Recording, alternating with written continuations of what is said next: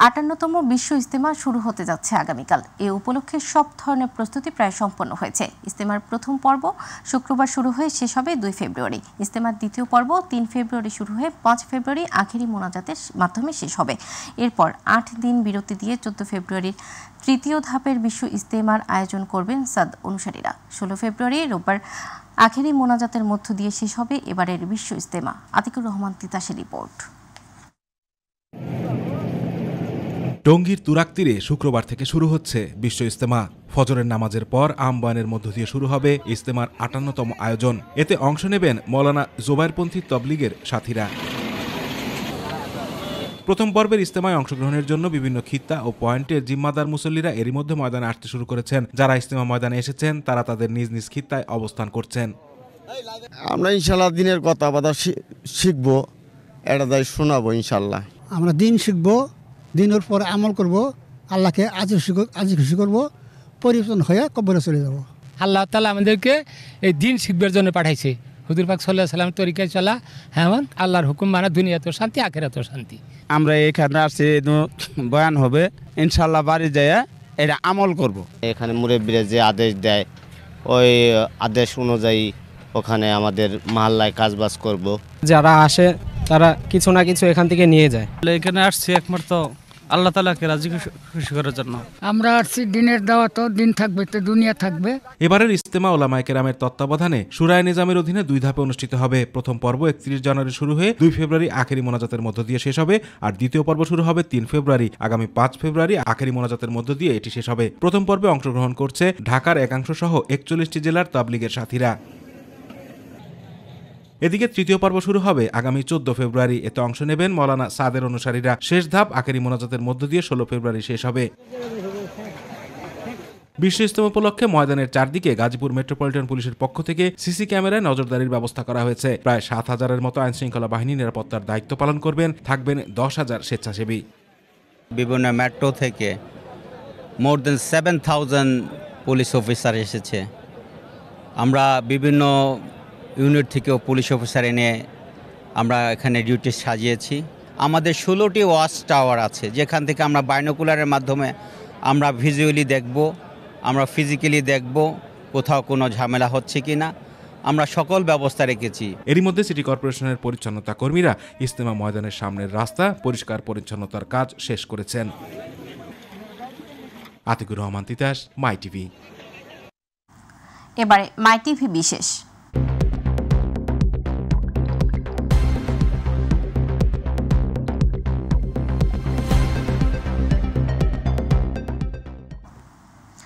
কর্তৃপক্ষের যথাযথ নজরদারি না থাকার কারণে রাজধানীর হাতিরঝিলে অবাধে চলছে সব ধরনের যানবাহন।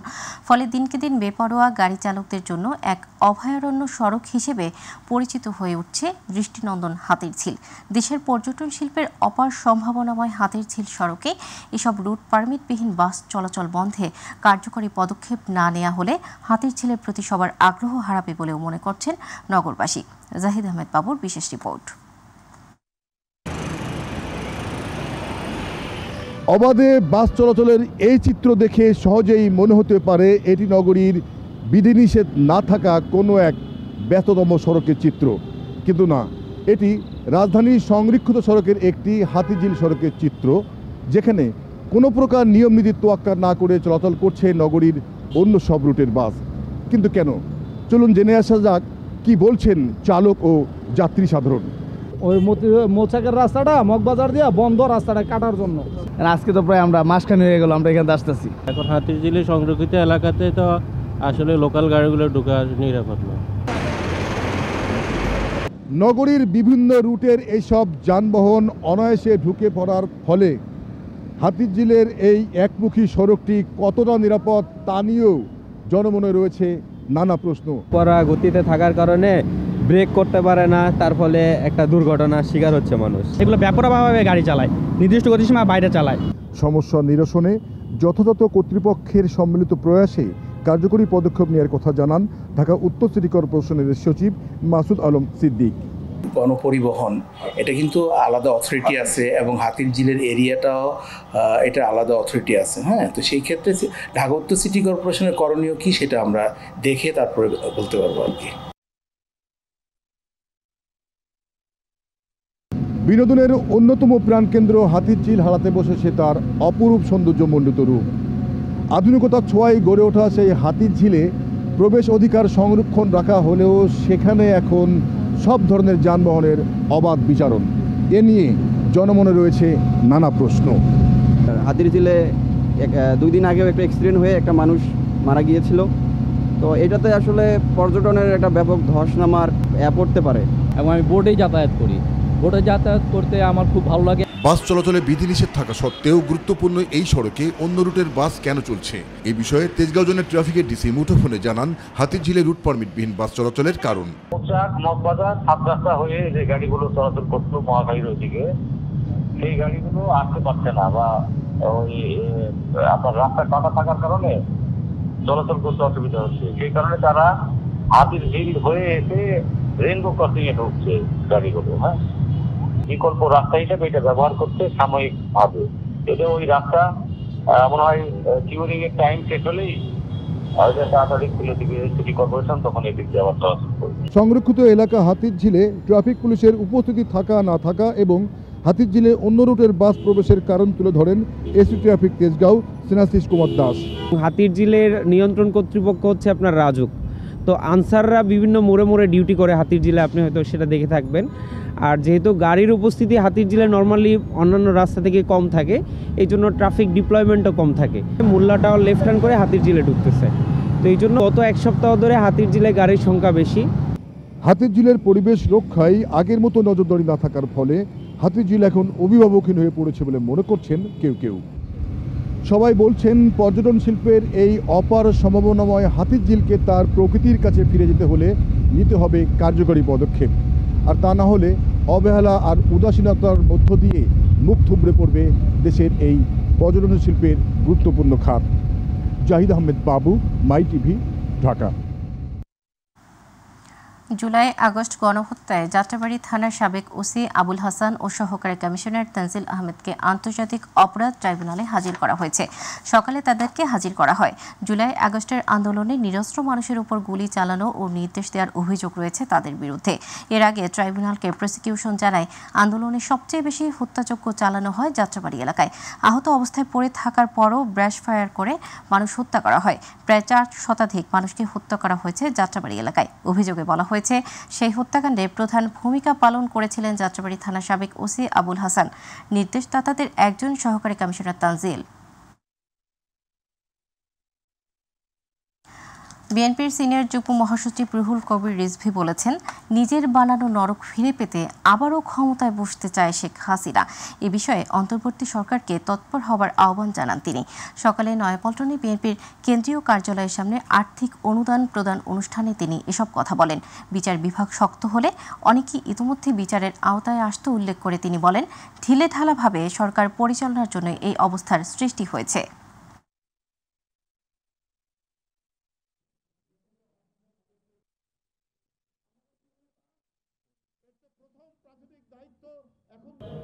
নরক তৈরি করেছিলেন শেখ হাসিনা, আবার রচনা করার জন্য উনি ক্ষমতা ফিরে পেতে চান। এই জন্য তার আমরা বলেছি যে দোসররা বিভিন্ন জায়গায় আছে এবং কারাগার থেকেও মনে করছেন অনেকে যে আমরা বোধহয় খুব তাড়াতাড়ি বেরিয়ে পড়ে আবার সেই রাজত্ব ফিরে পাবো। একটা ব্যক্তি বারবার এড়িয়ে গেছেন, বারবার সমস্ত আইনের হাত থেকে পার পেয়ে গেছেন। তিনি কারাগারে আছেন, এক হুজুরে আলা দরবেশ বাবাজি, উনি বলেন যে আমার 10,000 লোক নেমে পড়বে। তো এই সাহসটা পায় কি করে? সরকারের উচিত তাদের তৎপরতা দেখানোর জন্য ঢিলেঢালাভাবে সরকার পরিচালনা করার জন্যই আজকে এই পরিস্থিতি তৈরি হয়েছে। নির্বাচন কমিশনের সিনিয়র সচিব আক্তার আহমেদ বলেছেন, ভোটারদের আস্থা ফেরানোর কথা জানিয়েছেন ইউরোপীয় ইউনিয়ন। রাজধানীর আগারগাঁওয়ে নির্বাচন কমিশনের সঙ্গে সভার আগে সফররত ইউ গণতন্ত্র বিশেষজ্ঞ মাইকেল লিডার সিএসির সঙ্গে সাক্ষাৎ করেন। সভা শেষে সাংবাদিকদের সঙ্গে কথা বলেন ইসি সচিব ও মাইকেল লিডার। সচিব বলেন, ইউ ভোটারদের ভেতরে আস্থা ফেরানোর বিষয়টি জানিয়েছেন, বিশেষ করে সচেতনতা, যোগাযোগ সিস্টেমকে আরও জোরদার করার বিষয়ে জোর দিয়েছেন।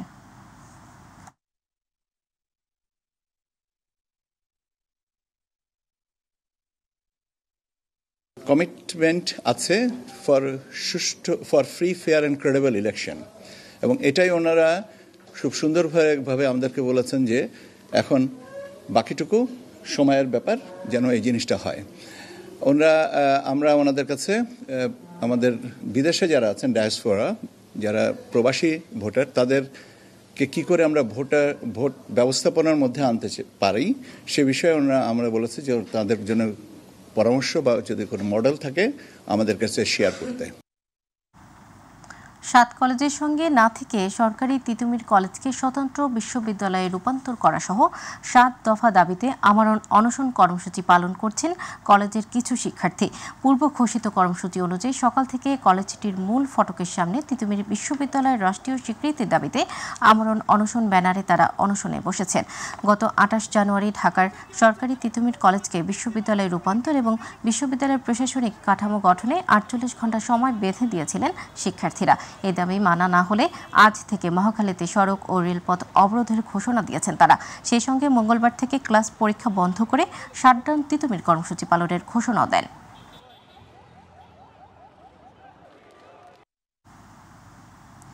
কাগজে কলমে শতাধিক শিক্ষার্থী, তবে আদৌ কোনো শিক্ষার্থী নেই। পাঠদান নেই, বাজাতে হয় না ঘণ্টা। মন গড়া সময় আসা যাওয়া ও স্কুলে গল্প করে সময় কাটান শিক্ষকরা। আর মাস গেলেই সরকারি কোষাগার থেকে বেতন ভাতা তোলেন তারা। এমন ঘটনা ব্রাহ্মণবাড়িয়ার বিজয়নগর উপজেলার চম্পকনগর ইউনিয়নের খোদেহারিয়া সরকারি প্রাথমিক বিদ্যালয়ের। প্রতিনিধি আফমা কাউসার ইমরানের রিপোর্ট জানাচ্ছেন আতিকুর রহমান তিতাস। 1995 সালে প্রতিষ্ঠিত ব্রাহ্মণবাড়িয়ার বিজয়নগর উপজেলার খোদেহারিয়া সরকারি প্রাথমিক বিদ্যালয়ের চিত্র এটি।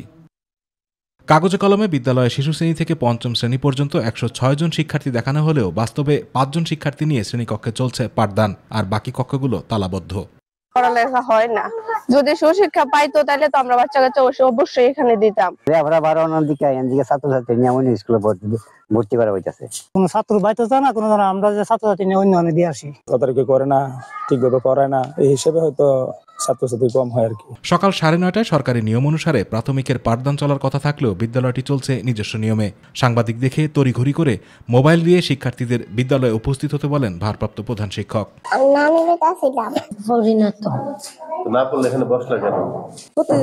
উপস্থিতি অল্প বিদ্যালয় ঝুঁকিপূর্ণ দেখিয়ে পাশেই টিনশেডের একটি কক্ষ বরাদ্দ নেন প্রধান শিক্ষিকা, কিন্তু সেখানেও অনিয়ম। ওই ঘরটি তালাবদ্ধ রেখে ঝুঁকিপূর্ণ কক্ষেই ক্লাস নিচ্ছেন তিনি।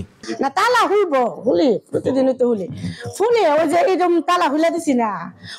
আমরা রুম এটা পরিত্যক্ত ভবন, আমরা এরপরে তো একটু রিক্সি এখানে করতেছি। আমরা প্রয়োজনে এখানে আর ফিউচার না করছি, এটা শুধু ওইটার মধ্যে ক্লাস করানোর জন্য। এ বিষয়ে শিক্ষা কর্মকর্তার কাছে জানতে চাইলে তিনি বলেন, অভিযোগগুলো খতিয়ে দেখে আইনানুগ ব্যবস্থা নেওয়া হবে। অনিয়মগুলো আপনারা বলতেছেন, সেই অনিয়মগুলো আমি খতিয়ে দেখব এবং যদি সঠিক হয় তাহলে তার বিরুদ্ধে যথাযথ ব্যবস্থা নেওয়া হবে। সব অনিয়মের অবসানের মাধ্যমে প্রতিষ্ঠিত শিক্ষা প্রতিষ্ঠানটি কোমলমতি শিক্ষার্থীদের পদচারণায় স্বাভাবিক পাঠদানের মধ্য দিয়ে আবারও মুখরিত হয়ে উঠবে, এমন প্রত্যাশা এলাকাবাসীর। আতিকুর রহমান তিতাস, মাই টিভি। চলছে বড় মৌসুম, জমি তৈরিতে বিভিন্ন জেলায় কৃষকের ব্যস্ততা, অথচ দেশের অন্যতম বৃহৎ নারায়ণগঞ্জ জেলার রূপগঞ্জের সেচ প্রকল্পের চিত্র উল্টো। প্রকল্পের 2500 হেক্টর জমি পানির অভাবে খাঁ খাঁ করছে। বছরের পর বছর ধরে সেচ খালগুলো সংস্কার না হওয়ায় দিশেহারা কৃষক। তবে সকল প্রতিকূলতা ডিঙিয়ে বড় আবাদের লক্ষ্যমাত্রা অর্জিত হবে এমন আশা কৃষি বিভাগের। প্রতিনিধি মকবুল হোসেনের রিপোর্ট জানাচ্ছেন শামস তাবরেজ উচ্ছ্বাস। ফসলি জমির মাটি ফেটে চৌচির। ফসল আবাদের জন্য কৃষক জমি তৈরি করলেও পানির অভাবে তা এখন আটকে আছে। ধান আবাদে নারায়ণগঞ্জ নরসিংদী সেচ প্রকল্পের আওতাধীন রূপগঞ্জের জেলাগুলোতে ইরি ও বোরো ধান রোপণ করার কথা ছিল। পাশাপাশি অনেকেই চাষ করতেন রবি শস্য। তবে কর্তৃপক্ষ সেচকালে পানির প্রবাহ বন্ধ রাখায় এখন বেশিরভাগ জমি অনাবাদি। আরো 1 মাস আগে ছাড়া দরকার ছিল এই পানিটা, এখন তো ধানই তো না ছাড়লো। পানি আর একটু আগে ছাড়া একটু সুবিধা হইলে, নাহলে তো আপনার যেই মরুভূমি হয়ে গেছে। কথা ছিল আরো 1 মাস আগে, তো পানি না ছাড়ার কারণে জমিটি লাগানো হইতাছে না। সেচ মৌসুমের শুরুতে জমিতে পানি না পাওয়ায় আর্থিকভাবে ক্ষতিগ্রস্ত হচ্ছেন কৃষকেরা। পানি উন্নয়ন বোর্ড কর্তৃপক্ষ বলছে, প্রকল্পের খাল ও মানের সংস্কার করে দ্রুত পানি সরবরাহ করা হবে। মেজর প্রায়োরিটিতে কোন খালগুলো বাজেটগুলো আবার রিএভালুয়েশন করে কোন খালে করা যায়, মানে কোন খালগুলো করলে কৃষকরা বেশি পানি পাবে, সেই বিষয়ে আমরা করে আমরা একটা প্ল্যান দাঁড়া করাইছি আর কি। পানি না পেয়ে রূপগঞ্জের ফসলি জমিতে চাষাবাদ করতে পারছেন না কৃষক বলে জানিয়েছেন কৃষি বিভাগ। আর উপজেলা প্রশাসন বলছে কর্তৃপক্ষের সাথে কথা হয়েছে, দ্রুত সমস্যা সমাধানে উদ্যোগ গ্রহণ করা হবে। যদি সঠিক সময় মতো আমরা পানি না পাই তাহলে আসলে আমাদের কৃষকরা অনেক ক্ষতিগ্রস্ত হবে এবং আমাদের উৎপাদন মানে চাষাবাদের যে লক্ষ্যমাত্রা সেটা ব্যাহত হবে। আলটিমেটলি আমরা আমাদের যে ফসল উৎপাদনের লক্ষ্যমাত্রা সেটা পূরণ করতে সক্ষম হব না এবং আমাদের মানে খাদ্য ঝুঁকিতে আমরা পড়ব। আগামী 10 দিনের মধ্যেই যেন এই পানিটা ছাড়া হয় এবং পরবর্তী বছরগুলোতে যাতে আমাদের সময় আসার পূর্বেই এই টাকাটা ছাড় করা হয়, যাতে কৃষকরা পরিপূর্ণভাবে এই সুফলটা পেতে পারে। 1984 সালে 90 কোটি 82 লাখ টাকা ব্যয়ে নারায়ণগঞ্জ নরসিংদী অগ্রণী সেচ প্রকল্প 1 ও পরে 1993 সালে 101 কোটি টাকা ব্যয়ে শীতলক্ষ্যার পূর্ব পারের 5000 হেক্টর জমি ঘিরে সেচ প্রকল্প নির্মাণ করা হয়। শামস তাবরিজ উচ্ছ্বাস, মাই টিভি নিউজ ডেস্ক। চাঁদপুরের মতলব উত্তরে মেঘনা নদীতে পানি দূষণের কারণে মাছ মরে ভেসে উঠছে। এতে নদীর তীর এলাকায় মরা মাছের দুর্গন্ধে দূষিত হচ্ছে পরিবেশ। নদীর তীরে পচা মাছের দুর্গন্ধে নদী পাড়ের লোকজনের বেহাল দশা। গোসল সহ দৈনন্দিন কোনো কাজই করতে পারছেন না তারা। নদীতে ইলিশের পোনা সহ বিভিন্ন প্রজাতির মাছের পোনা মরে যাচ্ছে। এতে করে ব্যবহারের অনুপযোগী হয়ে পড়ছে নদীর পানি। প্রতিনিধি মোহাম্মদ দিন ইসলামের রিপোর্ট জানাচ্ছেন নুসরাত শারমিন। ঢাকা, মুন্সিগঞ্জ এবং নারায়ণগঞ্জ জেলার নদীর পানি প্রবেশ করে থাকে চাঁদপুরের মতলবের নদীগুলোতে। শহরের বিভিন্ন কলকারখানার দূষিত বর্জ্য এবং ময়লা আবর্জনা নদীতে ফেলার কারণে পানির পিএইচ এবং অ্যামোনিয়া মাত্রার চেয়ে বেড়ে গেছে কয়েক গুণ। দ্রবীভূত অক্সিজেন প্রায় শূন্য হয়ে যাওয়ায় নদীতে থাকা বিভিন্ন জাতের মাছ, মাছের পোনা এবং জলজ প্রাণী মরে যাচ্ছে। মাছগুলো মরে ভেসে উঠছে এবং নদীর পাড়ে জমা হয়ে পচে এলাকায় দুর্গন্ধ ছড়াচ্ছে, যাতে করে বেহাল দশা এলাকাবাসীর। শহরের যেই নোংরা যেই জলগুলা ছিল ওইগুলা সব আমাদের নদীতে এসে পড়ছে। তো ওইগুলার কারণে আমাদের এই যেই ছোট ছোট মাছগুলা ওইগুলা সব আক্রান্ত হয়ে গেছে, সব মানে মরে আমাদের এই নদীতে বেশি মানে পাড়ে বেশি আসছে। মরা মাছের গন্ধয় এখানে অনেক লোক গোসল করতে পারি না, আমরা এখানে অনেক লোক বসবাস করতে পারি না। এন 2-3 হাজার লোক আছে, আমরা মনে করেন খুবই সমস্যা হয়। সরকার যদি সহযোগিতা করে, আমাদের এই নদীর মধ্যে ফসা পানির যদি কোনো একটা সংস্কার করে, তো আমাদের জেলে খেয়ে বাঁচবো, আর নাইলে নিয়ে খেয়ে বয়ে থাকতে হবে। বুড়িগঙ্গা ও শীতলক্ষ্যা নদীর তীর ঘেঁষে গড়ে ওঠা বিভিন্ন কলকারখানার দূষিত কেমিক্যালযুক্ত পানি মেঘনা নদীর তলদেশ দিয়ে আসায় ছোট বড় মাছ মরে ভেসে উঠছে। পচা মাছের দুর্গন্ধে নদীপাড়ের মানুষের জীবনমান দুর্বিষহ হয়ে পড়েছে বলে জানায় এই মৎস্য কর্মকর্তা। এখানে উপজেলা স্থানীয় বা উপজেলা নির্বাহী অফিসারকে মহোদয়কে জানানো হয়েছে, উনি জেলা প্রশাসককে জানিয়েছেন এবং আমাদের পরিবেশ অধিদপ্তর এই ব্যাপারে তারাও জেনেছে এবং তা ব্যবস্থা নেবে।